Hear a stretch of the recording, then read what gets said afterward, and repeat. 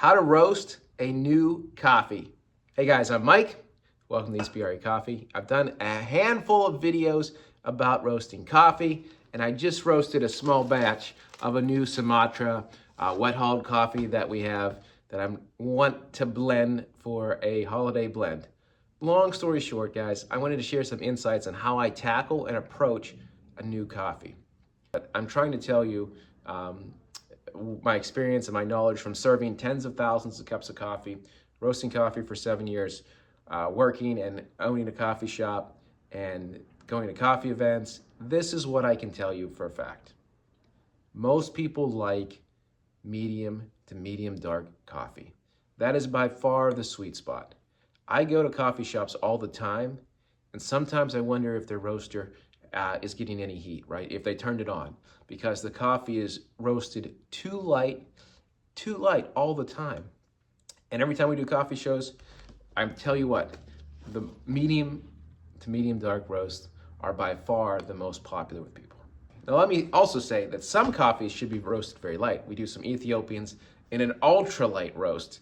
So I will roast super light when the coffee allows for it. But how do you know how your coffee should be roasted? I think a lot of times people overthink this. Here we go. Obviously, the first step is to review your coffee and read every detail about it, right? How's it processed? Is it a honey process? Is it wash coffee? Those things matter. What's the origin and what's the varietals in the coffee, right? You know, this is Sumatra coffee. If you can see it, it's some really nice sized coffee beans in there. It's not a pea berry coffee. I find that pea berry coffees roast a little quicker because they're smaller. So there are a lot of variables out there. Again, the very first thing I would do is research the coffee and get the notes from the coffee importer. A lot of times they tell you how it should be roasted by default. And they also tell you the tasting notes, sometimes the complexity, the acidity in the coffee, right? A bolder, more complex coffee probably will taste much better. Roasted a little bit darker, it will bring out more complex flavors, right? Some of these floral coffees or coffees with high acidity can be roasted a lot lighter. And again, most of the times where you import this from, they'll actually give you a starting point. And a lot of people don't take that starting point, right? If that coffee, according to the importer we got, should be acidity plus coffee, that's how you should roast that coffee. Now I roasted it actually a little bit lighter because I can always go darker. I just wanted to see it. But first off, I would say take the notes of your coffee importer and take the notes of maybe some other people that have roasted that coffee. How are they roasting it?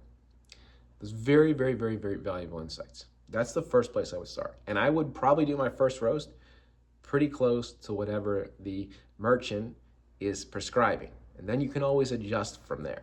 Obviously, different roasters are gonna roast differently. I have a Bellwether electronic roaster. It's gonna be a little bit cleaner finish to it than a gas roaster. Completely understood. But you'll know that, right? The second thing, I think is the most important thing, is look at the notes and what notes you want to bring out. That coffee has a cedar note to it. It also has some chocolatey notes. Now, chocolatey notes will come out the darker you roast it.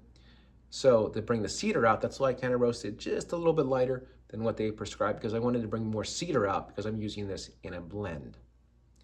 But understand what are the main notes of that coffee. And obviously, once you're done, taste it and tweak it.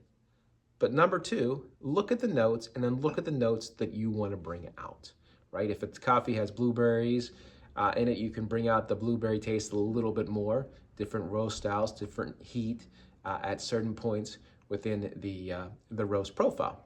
Now again, I am a maverick when it comes to this. I grew up in Silicon Valley. Coffee roasting is not my trade. I started this 6 years ago. And I love to break things fail fast. I will try roasting coffee for 20 minutes at a certain temperature. I will try everything until you prove me wrong. I mean, it's annoying to some people, I'm sure. But again, most of the time, people are not roasting, especially coffee houses, they're not roasting it dark enough for their customers.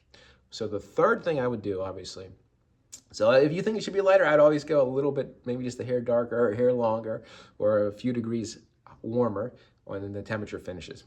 And the final thing that you should do that people don't do, I don't know why. I ask all my friends who in the coffee industry, do you ever taste test this or let your customers test it? And they don't. We have great customers, super knowledgeable about coffee. They have different palates, different things appeal to them. And I always will put out like, hey, this is this coffee medium, this is this coffee medium dark, or this is this coffee 50-50 blend, or 50 or 60-40 blend, or 75-25 blend, and I will try it out. We'll put coffee pots out, let people try it out, give them give them pieces of paper to vote on their favorite coffee, and the results are almost always decisive. The biggest advantage you have if you're a coffee roaster who has customers is ask your customers. Don't be afraid to ask your customers.